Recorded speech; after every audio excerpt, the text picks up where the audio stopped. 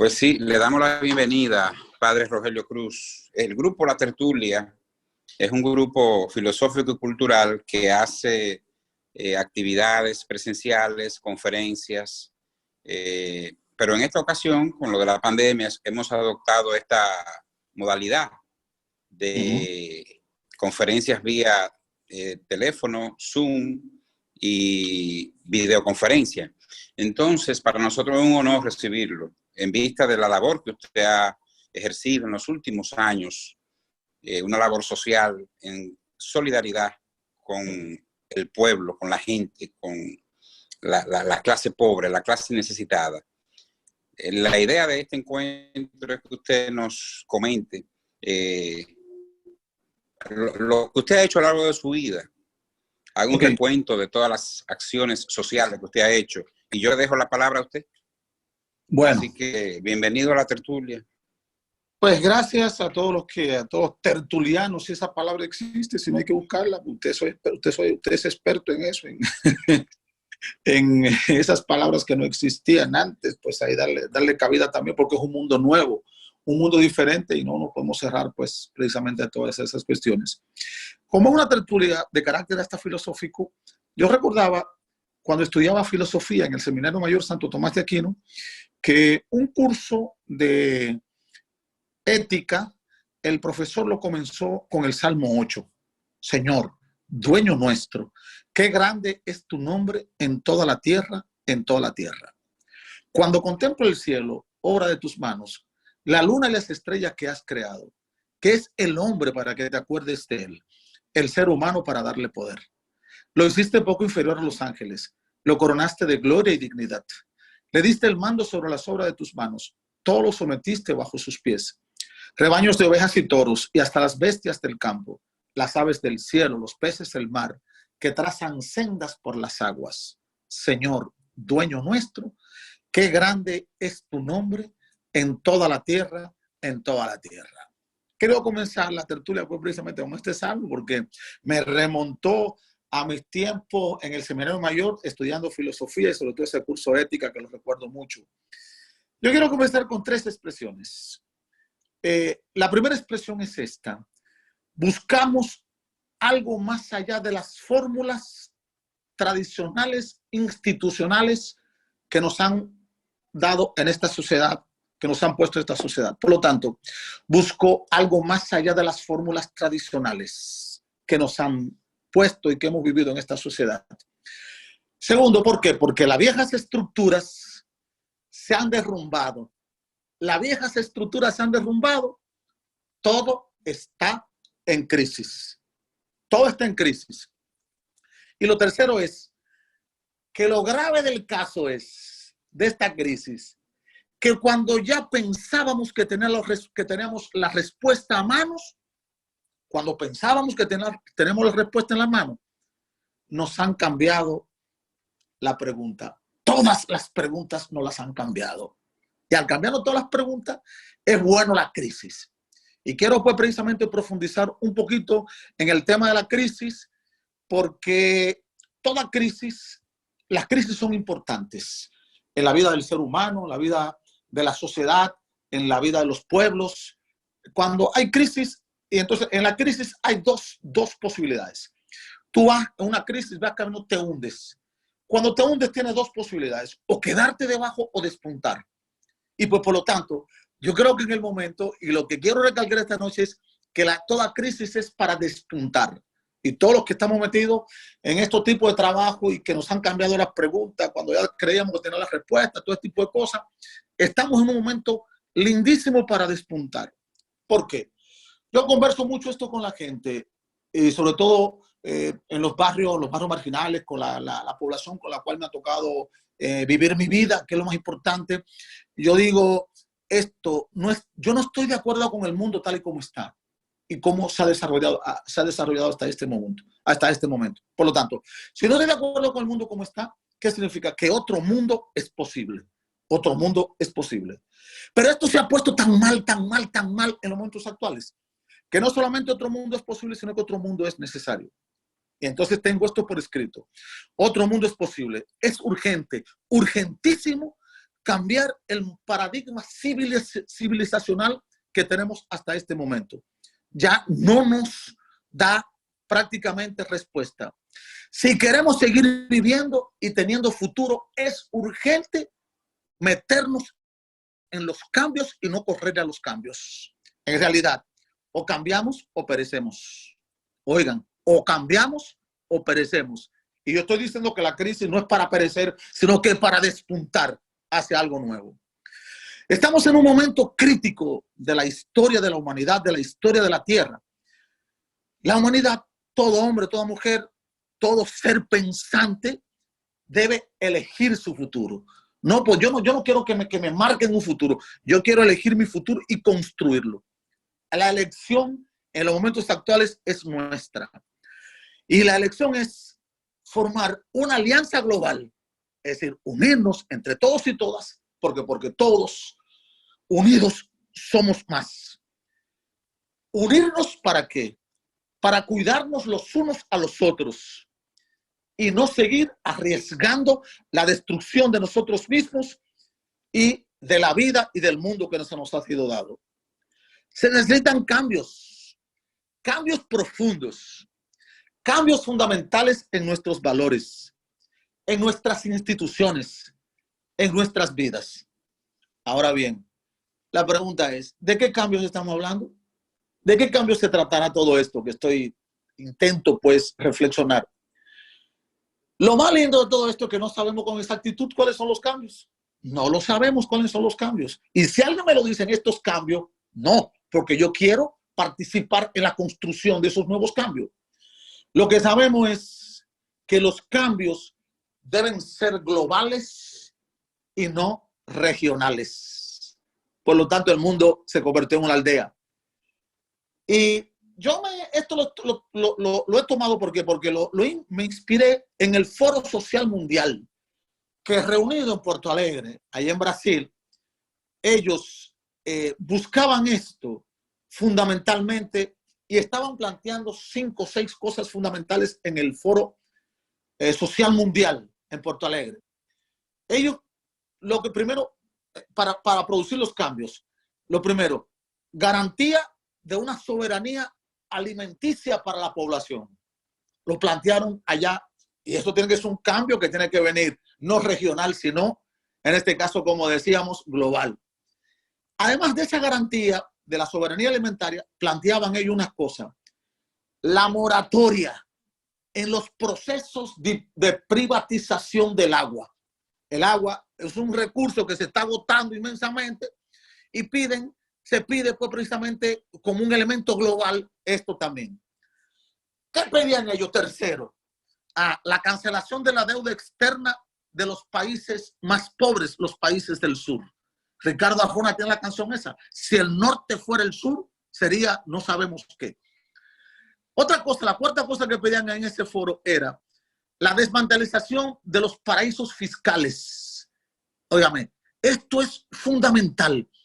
Desmantelamiento de los paraísos fiscales. Hay un problema serio en el mundo. Las riquezas se están acumulando cada vez en menos manos. Y como se están acumulando en menos manos, las riquezas es cada vez más en menos manos. Hay que buscar solución a todo esto. Otra cosa que pedían era, para estos cambios globales, una profunda democratización de las Naciones Unidas. La sexta cosa que pedían era una oposición tenaz y sistemático a la violencia, a la guerra, que se están, en este caso, que creen que todos los problemas se resuelven con guerra única y exclusivamente. Ahora bien, todo esto se centra en el centro de la vida de nosotros los seres humanos.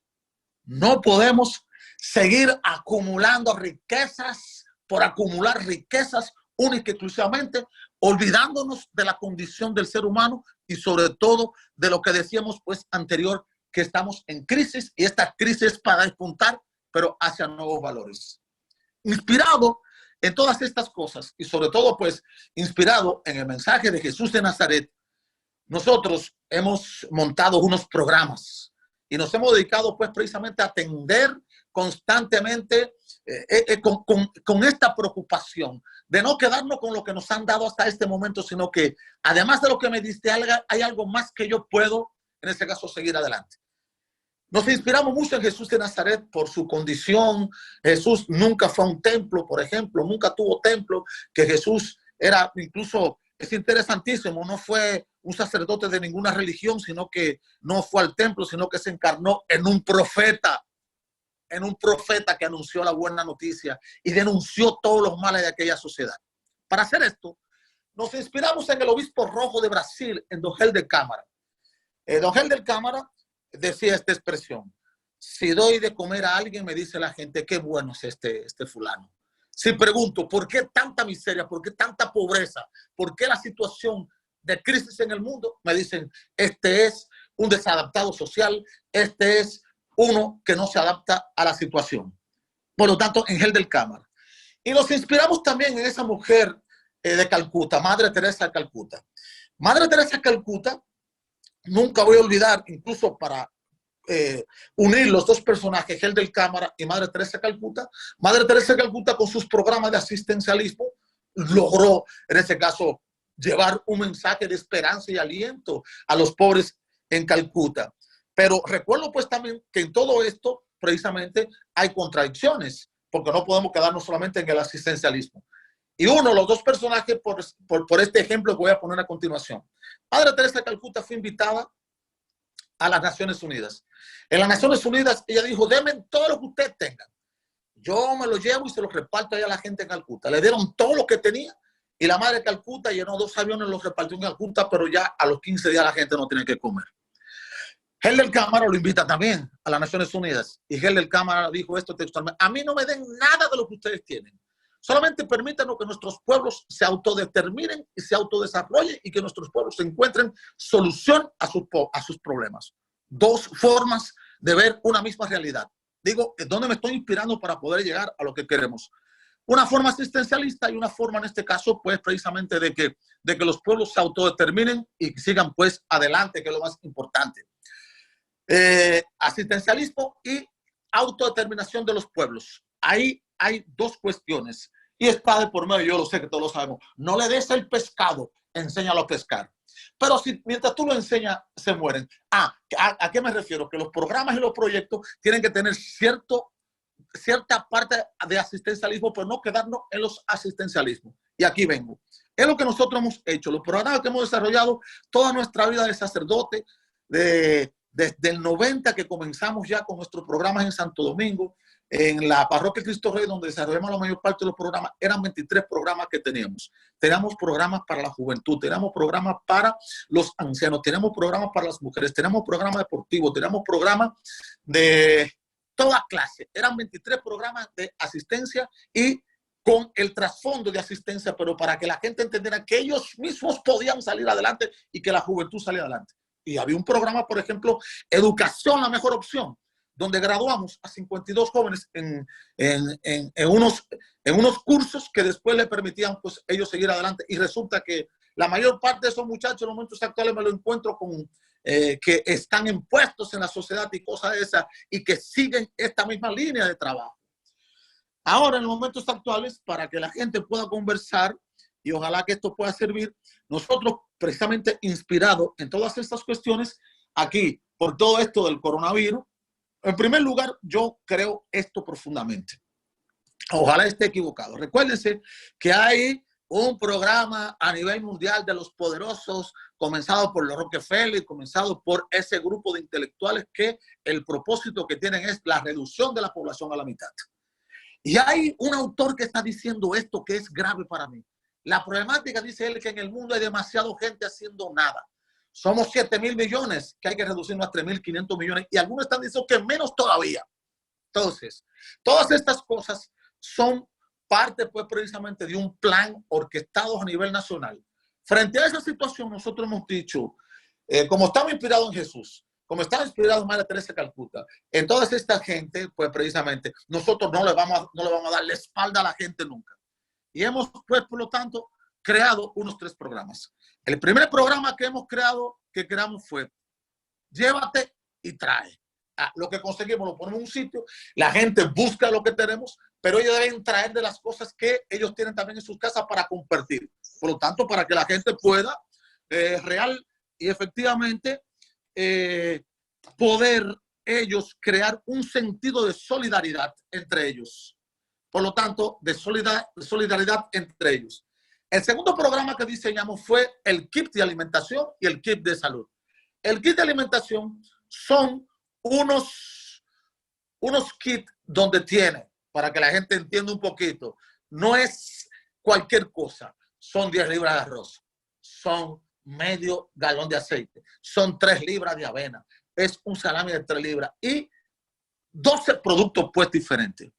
¿Qué hicimos nosotros para la elección de estas personas? Buscamos el programa que tiene el Estado Dominicano y todas las personas, y lo depuramos, todas las personas que no tengan acceso a ayuda, ningún tipo de ayuda del gobierno, nosotros entonces estamos asistiendo con eso, pero con la finalidad también de que ellos puedan asistir a otras personas. Porque este programa está inspirado en un programa que habíamos montado anteriormente en el Bajo Yuna, donde nosotros asistíamos a 10 familias y esas familias tenían que buscar cada una 2 familias con parentesco y la otra sin parentesco. Y con el propósito pues precisamente de que no solamente salir de lo asistencial, salir un poco de lo asistencial. Y el tercer programa que hemos creado es unos bonos de la fundación. Esos bonos de la fundación nosotros lo entregamos a las familias pobres de los barrios debidamente otra vez seleccionadas que no estén recibiendo ayuda. ¿Qué hacen? Entramos en contacto con los colmaderos de la zona y los colmaderos entonces de la zona cambian los boletos, esos bonos de la fundación y después nosotros pagamos en efectivo. ¿Cuál es el propósito? Reactivar la economía del barrio. Caso concreto. En María Auxiliadora esta semana fueron 50,000 pesos. Entonces, ¿qué hicieron los colmaderos?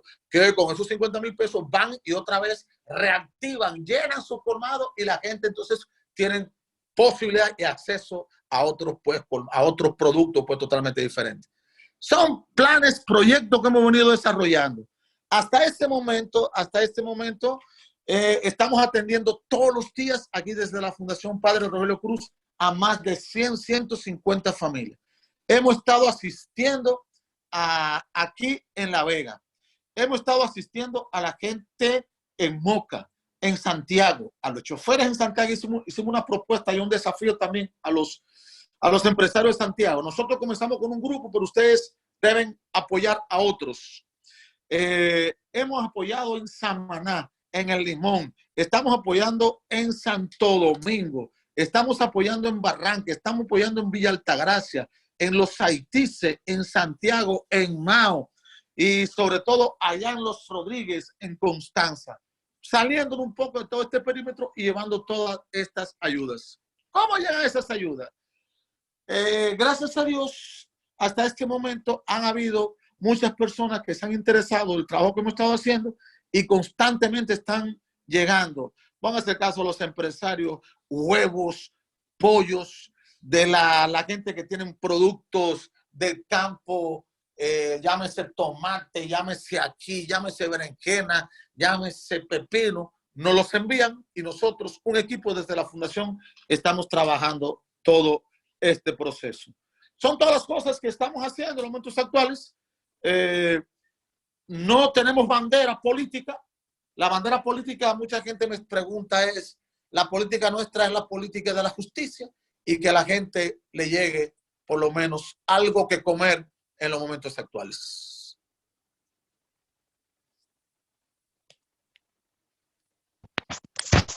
Muy bien.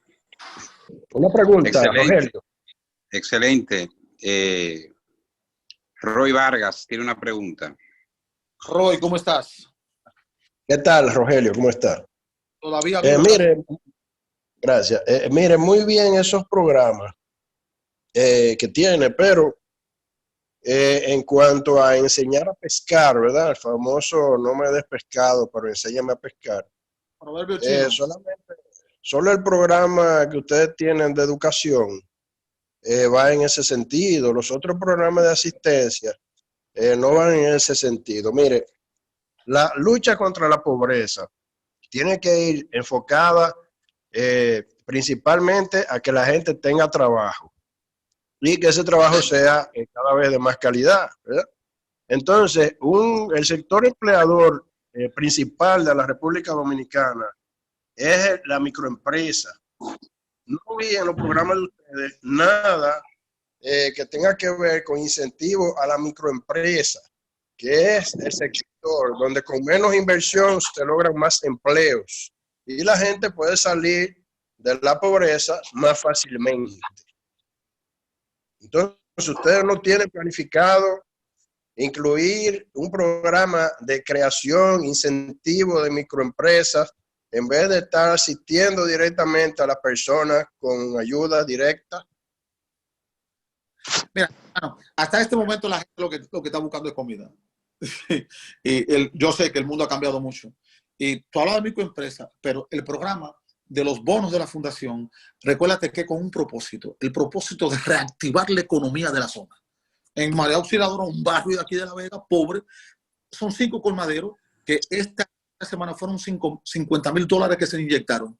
Con esos $50,000, perdón, $50,000 pesos. Con esos $50,000 pesos, esa gente que hacen, compran otros productos y la gente tiene acceso a mejor calidad, mejor de... Recuérdate que nosotros lo que decimos es ayuda. Yo no soy gobierno. Nosotros desde la fundación lo que tenemos es una fundación y desde la fundación lo que recibimos ayuda y en la medida de lo posible lo que hacemos es incentivar las cosas para que mejor se desarrollen. Ojalá que pudiéramos montar un programa así de empresa. Ahora sí, nosotros tenemos intentos. Ponte el caso, tenemos un centro de innovación tecnológica, pero ahora eso está cerrado porque tenemos que preguntar a gente. A lo que tenemos que asistir a la gente y dar respuesta a lo que tenemos. Tenemos un programa también para señora, unos cursos de cocina que se le están enseñando. Acabamos de dar un curso de esto de farmacia, donde se graduaron 60 mujeres y de esas 60 mujeres esperemos que por lo menos 30 o 40 consigan trabajo. Es decir que lo asistencial es como el anzuelito para poderlo llevar a lo otro. Pero estamos de acuerdo contigo perfectamente. Gracias.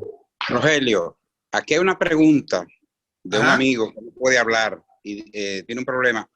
Si usted fuera a hacerle una reforma a la iglesia o a la religión para el desarrollo del ser humano, espiritual y social, ¿cuál sería? No, volver a Jesús. Que la iglesia vuelva a Jesús. Que se despoje de todos sus privilegios que tiene en el momento actual y que vuelva a lo que es el Jesús de Nazaret. Jesús de Nazaret que no fue ni sacerdote, no fue en un templo y la única vez que fue al templo fue con un látigo. La iglesia en América Latina tiene una propuesta y la propuesta de la iglesia en América Latina es la teología de la liberación. La teología de la liberación plantea esto: cómo hablar de Dios a un mundo lleno de injusticia. Por lo tanto, lo primero es restablecer unas condiciones humanas. La teología de la liberación sigue un método de trabajo: ver, juzgar y actuar. En el ver, nosotros vemos todo el mundo la realidad. Después, ver. En el actuar es donde estamos fallando, porque la problemática es que somos buenos teóricos, pero después en la praxis no respondemos. Y la clave está en esto, la clave está en lo de Jesús de Nazaret. Repito, reitero otra vez. Juan el Bautista le mandó a preguntar a Jesús: díganos, para salir de la duda, si tú eres el Mesías. Y Jesús le dijo: vayan y díganle a Juan lo que ustedes están viendo y oyendo. Todo el mundo se le está haciendo el bien. Por lo tanto, un cristianismo no de teorías, no de templos, sino un cristianismo en una praxis liberadora, que es lo que hace falta en los momentos actuales. Muy bien. La doctora Crisán Morillo. Ah, sí, Cris. Tiene la palabra. ¿Cómo está, padre? Hola, Cristian, ¿qué tal? ¿Todavía vivo? Un abrazo. Gracias. Una pregunta, padre. El Estado ha estado, y algunos políticos ha inyectado programas de ayuda a iglesias, tanto católicas como evangélicas, a fundaciones. ¿Cómo ha estado el rol de la iglesia en cuanto a lo que es la asistencia? No, Cristian, la problemática de la iglesia ha quedado muy, pero muy mal en los momentos actuales. No solamente la católica, sino todas las iglesias. La problemática es que en qué nos diferenciamos del sistema oficial. No nos diferenciamos en nada. Nos hemos escondido. Los obispos se escondieron, los curas se escondieron, los pastores se escondieron y dejaron al pueblo solo. Mi pregunta es, Jesús de Nazaret, ¿qué hubiese hecho en estos momentos? Hubiese estado sufriendo con su pueblo. Hubiese estado padeciendo lo que el pueblo padece y no la vida que están viviendo mucho en los momentos actuales. Yo creo que el papel de la iglesia en este momento ha sido un papel muy, pero muy cuestionable de todas las iglesias y de todas las religiones, porque la razón de ser es estar ahí acompañando al pueblo y dando respuesta a la gente. Yo, Jesús de Nazaret, otra vez vuelvo a Jesús de Nazaret. Cuando se le acercó el leproso, Jesús no lo rechazó, sino que al contrario le ofreció un camino. Y estaba prohibido que Jesús hablara con él, que lo tocara. Y Jesús no lo dejó a la deriva, sino que le ofreció camino de liberación. La iglesia en los momentos actuales, real y efectivamente han jugado un papel muy, pero muy negativo y que deja mucho, mucho que desear de nuestra vida y de nuestro accionar en beneficio de la gente y sobre todo el camino espiritual. Lo hemos abandonado la espiritualidad también. Padre Rogelio, otra pregunta. Sí. ¿Se ha planteado algún programa de educación cívica que permita a los adolescentes y adultos jóvenes a aprender a elegir a sus autoridades sin que ese programa se politice?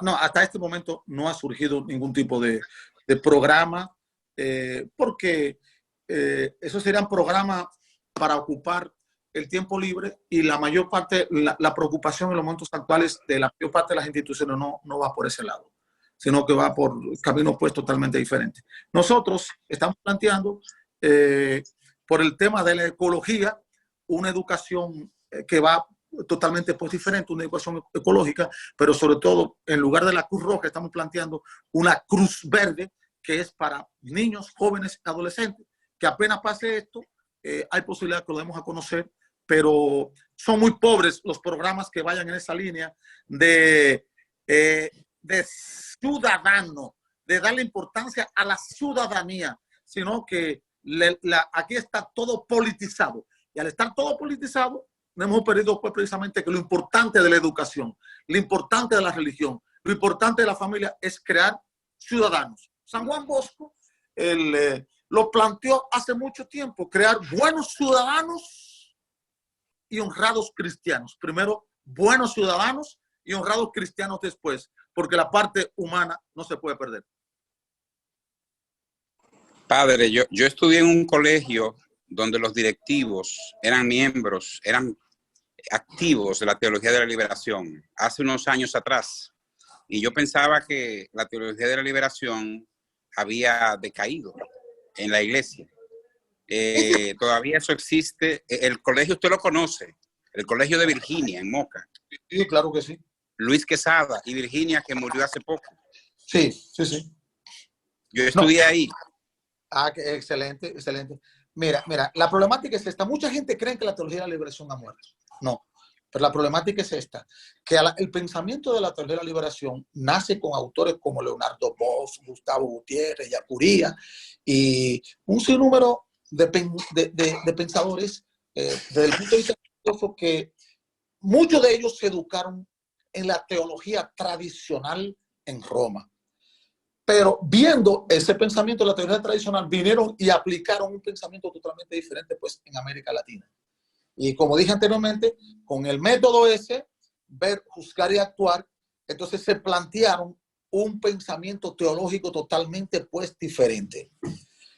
¿Cuál ha sido la problemática? Que le han pedido al pensamiento de la teología de la liberación un desarrollo igual al pensamiento de la teología tradicional que tiene 2000 años y apenas la teología de la liberación comienza en los años 60 a partir del Vaticano II, donde el Papa Juan XXIII lo dijo claro: abramos la puerta de la iglesia para que esto se renueve, porque esto tiene que ser renovado, no puede seguir así, que entre el espíritu y que se lleve lo que tiene que llevarse. Pero eso ha sido muy fuerte y no ha tenido acogida en América Latina y en otros países, pero está vigente el pensamiento de la teología liberal, tan vigente que el Papa Francisco en los momentos actuales, el hecho de que él, por ejemplo, a Ernesto Cardenal le levantaran lo que le levantaron allá es un signo importantísimo. El hecho de que Leonardo Boff haya sido recibido por él, el hecho de que la mayor parte de los pensadores de la teoría de la liberación en los momentos actuales ha retomado un vigor interesantísimo con el pensamiento del Papa Francisco en los momentos actuales. No ha desaparecido, al contrario, ahora es que hay teología de la liberación. Lo que pasa es que donde quiera que ha habido un cura o un religioso o alguien comprometido que hable de la teología de la liberación, lo que dicen, eso es el pensamiento de un cura. Creen que solamente tiene que ser lo institucional y ahí hay un problema serio también. Los micrófonos están abiertos para que los participantes hagan su pregunta, los que quieran hablar, nada más tienen que levantar la mano. Y aquí hay más de 50 personas en el auditorium. Es importante que aprovechen y hagan sus preguntas. Aquí me han hecho algunas preguntas escritas en lo que alguien se decide a hacer alguna pregunta. Aquí hacen una pregunta un poco amplia de ¿cuál es la historia de Rogelio Cruz dentro de la iglesia? Una pregunta un poquito amplia. No hay problema. Fácil, es sencillo. Yo soy de Moca, de las Lagunas Moca, allá un campo de la Lomita. Yo salí de mi casa a los 13 años. A los 13 años me dieron una pela y dije, la última que me dan es esta. Y me encontré entonces un papelito que decía, si quieres irte al seminario, habla con el sacerdote fulano de tal, Adolfo, que vive ahí en Moca todavía. Y entonces me fui, estuve allá, y en el 73 yo entré al seminario menor de Jarabacoa. En el seminario menor de Jarabacoa fueron 4 años de estudios, 4 años constantes. Yo entré a 8º curso, terminé hasta 3º bachillerato. Cuando pasé a 4º bachillerato, entonces me enviaron a Santo Domingo. Vivía en Villajuana, en la parroquia Corazón de Jesús, y de ahí, de la parroquia Corazón de Jesús, iba entonces al colegio Don Bosco a terminar el bachillerato. Terminé el bachillerato, entonces comencé una experiencia en la Escuela Agrícola de La Vega que se llama noviciado. En el noviciado, con los salesianos, es estudiar todo lo que manda, las reglas que manda para tú vivir, en este caso, dentro de lo que es la congregación de los padres salesianos. Ahí duramos un año, completé entonces ese año y fui a Santo Domingo, Villamella, a estudiar filosofía en el Seminario Mayor Santo Tomás de Aquino. Mientras estudiaba filosofía en el Seminario Mayor Santo Tomás de Aquino, también asistía a la Universidad Autónoma, no a la Universidad Autónoma, sino a la Pedro Enríquez Ureña, y ahí comencé a estudiar ciencias sociales. Terminé esas carreras ahí, tanto en la universidad como en el seminario, y entonces estuve 2 años dando clases, 1 año en Jarabacoa y el otro año estuve en Santo Domingo dando clases en un colegio también. Después de ahí iba a comenzar los últimos estudios, que eran los estudios de teología. Fui a Guatemala, pero tenía 6 meses libre, y esos 6 meses pedí ir a Haití, y estuve en Petionville, sobre todo por el tema del idioma, del francés. No había estudiado francés, sino creol, pero estuve pues allá unos 6 meses en Petionville, y allá estuve estudiando un poco el francés. Regreso a Santo Domingo los 6 meses, y de ahí estuve en Guatemala. En Guatemala comencé los estudios de teología, allá en la ciudad de Guatemala, y entonces ese ambiente no me gustó mucho en Guatemala, y entonces al año prácticamente me botaron de allá.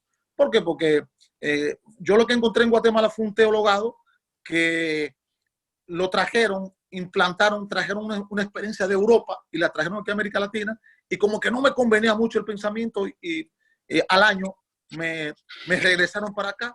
Ahí estuve 1 año, entonces pues precisamente en Villajuana, y después de Villajuana recomencé otra vez los estudios de teología entonces en México, en Guadalajara, donde fue una experiencia lindísima, 3 años lindísimos, porque en Guadalajara me encontré una experiencia de estudio bellísima, donde era un sistema de responsabilidad y toma de decisión.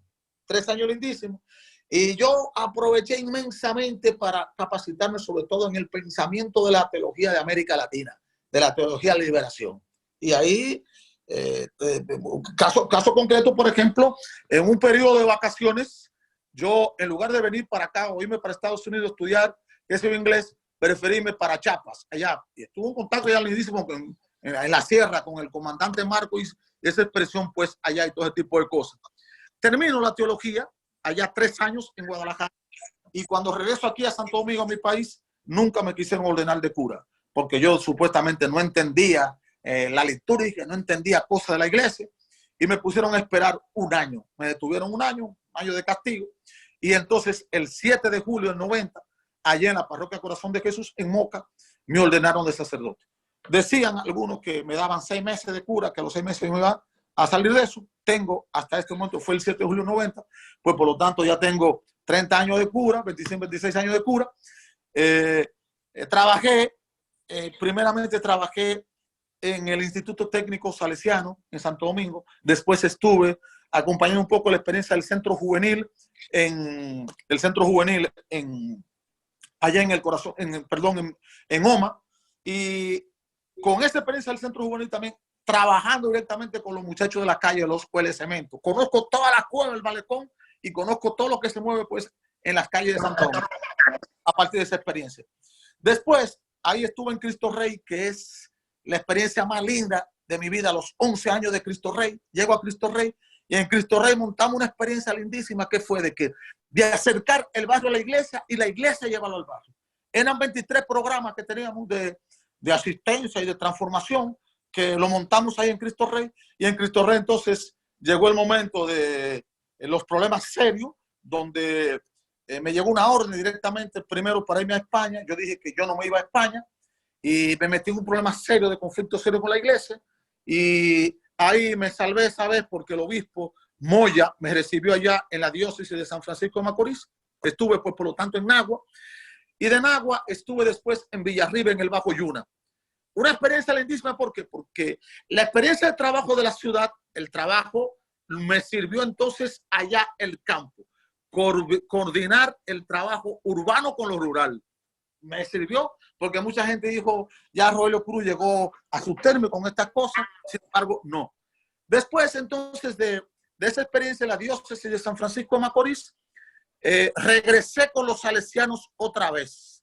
Vine aquí a la parroquia en La Vega, a la parroquia Domingo Sabio, y estaban cumpliendo la parroquia 50 años. Yo le dije al párroco, un amigo mío, padre, además de bautizar, de decir misa, de confesar a la gente, ¿por qué no hacer un relanzamiento desde el punto de vista social de la parroquia? Él me dijo, ¿en qué consiste eso? Yo le dije, mire padre, como son 50 años, vamos a hacer 50 viviendas o para las 50 familias más pobres de la parroquia. No hay un centavo, pero lo conseguimos y 63 con ocasión de los 50 años. Comenzamos el trabajo aquí en La Vega y ahí otra vez pues precisamente caigo en desgracia hasta que hace 2 años el superior se la cogió conmigo porque dijo que yo estaba ideologizado, que yo tenía como 20 hijos porque sí que tenía un programa de declaración tal día. La última niña que declaré es una niña que la habían botado de la escuela con 9 años. La mamá se escapó de la clínica porque no tenía 17.500 pesos. Logramos que le dieran ese papel y a los 3 días la niña otra vez estaba en la escuela. Este tipo de cosas, otra vez caen en desgracia. Entonces ahora estoy en una experiencia lindísima de trabajo. La gente me dice que si yo soy sacerdote, sí. Yo sigo siendo el padre Rogelio Cruz porque la iglesia me ordenó para siempre. Y como me ordenó para siempre, cuando ustedes quiten esa norma, yo soy ser cura. Además, en los momentos actuales estamos en combinación aquí con una experiencia que tenemos la iglesia del pueblo. Y seguimos trabajando con la gente, que es lo más importante. Rogelio. Cuénteme, hermano. ¿De qué es que vive un cura? Un cura. Mira, te voy a decirle a la gente. El cura tiene que ser corrupto, porque el cura, yo cuando estaba en San Francisco de Macorís me daban 3.500 pesos para vivir, no puedo vivir. A un cura que le pagan son 7.000 o 8.000 pesos en una parroquia, por lo tanto tiene que pedir y tiene que buscar para poder sobrevivir. Si no, no vive. Rogelio, una pregunta. Perdón, Bruno, pero ¿qué es lo que hace entonces? No le da para vivir eso, entonces ¿qué hace para vivir? Bueno, entonces ahí viene. Tú, por ejemplo, si has estudiado educación, tienes que ir a pedir y como hay colegio y cosas esas, trabaja en un colegio, y tienes que buscar un nombramiento con la autorización del obispo o de la orden a la cual pertenece, y entonces pues te la puedes granjear. Si tú tienes algún tipo de profesión, otra profesión, puedes ejercerla. Pero fundamentalmente tú tienes que dedicar a tu ministerio fundamental. Bien. Yo tengo una pregunta. Sí. Rogelio, como estamos hablando, le trata sobre la actualidad sociocultural. Sí. No sé si la preguntaron me disculpo porque entré un poquito tarde. Quiero saber si usted piensa que el dominicano está preparado, por ejemplo, para abrir la economía. Discúlpeme que me divorcie un poquito de lo que le están preguntando, pero en relación a la conferencia, ¿no? Para abrir la economía y mantener el distanciamiento social. Pero no quiero que me comparen con países primermundistas, ni esa comparación no la quiero. Hablo de la mentalidad dominicana. No estamos preparados. Es urgente porque, además, intenté decir alguna cosa importante ahorita, que fue que, recuérdense que toda esta pandemia, todo este tipo de cosas que estamos viviendo son creados por los poderosos. Y hay un grupo de élite muy reducido en el mundo de los momentos actuales que su intención es crear esto. A partir de este momento sepan que los dominicanos vamos a ser mucho más dependientes porque nos están dando cosas y no queremos que nos den cosas. No me des pescado, enseñan a pescar. Pero entonces los poderosos quieren tener gente dependiente única y exclusivamente, y la dependencia va a ser mucho más fuerte a partir de este momento. No estamos, la mentalidad nuestra no nos permitiría en los momentos actuales poder reabrir la economía con intensidad. Hay que comenzar con algo porque ya la gente no resiste más esta situación por la misma mentalidad de nosotros. Recuerden que nosotros somos caribeños, además de ser caribeños, recuerden que la mayor parte de la gente pobre tiene una casa muy pequeña, y esa casa muy pequeña no le permite a la gente estar ahí dentro la mayor parte del tiempo. Tiene que estar fuera, tiene que estar donde el vecino, tiene que estar en la calle, y ahí tenemos unos condicionamientos de carácter social, psicológico, que no nos permiten este encierro en el cual estamos viviendo. Y algo hay que hacer de manera, pues, yo no sé si urgente o qué, pero esto es muy difícil que se pueda mantener. Padre Rodolfo, ¿qué usted opina sobre los temas socialistas? Sabemos que el muro de Berlín cayó en el 89 y la economía socialista cayó, aunque quedan países, Cuba, la Revolución Cubana, Nicaragua. ¿Qué usted opina del socialismo? Porque mucha gente asocia su labor a una actitud revolucionaria. Pero el primer revolucionario fue Jesús de Nazaret. Jesús de Nazaret, el sistema político de aquella época, a Pilato se lo dijo: tú no tienes autoridad sobre mí. Cuando lo mataron de Herodes, lo que hizo fue una actitud única y exclusivamente que no le correspondía. El sistema religioso lo cuestionó de arriba abajo. Cuando fue al templo, han hecho de la casa de mi padre una cueva de bandidos. Lo dijo claro. El sistema social lo cuestionó. La clase social que existía en Palestina en tiempo de Jesús lo cuestionó. La clase económica ahí centralizada en el templo, Jesús lo cuestionó. Esto no es nuevo. El primer revolucionario, el primer socialista fue Jesús de Nazaret. Además, en el libro de los Hechos de los Apóstoles, que fue escrito por Lucas, lo narra, tenían todo en común. Nadie le faltaba nada. Y cuando alguien vendía una propiedad, la llevaba y la ponía a disposición. ¿Qué es eso? Eso es socialismo.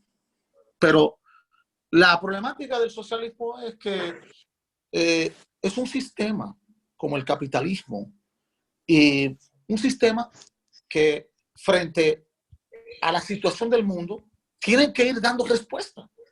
Lástima que la respuesta que fue dando el capitalismo en el mundo en los momentos actuales, incluso Chávez, por ejemplo, y el grupo Evo Morales y toda esta gente del socialismo moderno, hay una línea todavía de convergencia que yo pienso, porque incluso el capitalismo, el mismo Papa Juan Pablo II lo llamó, que es algo salvaje.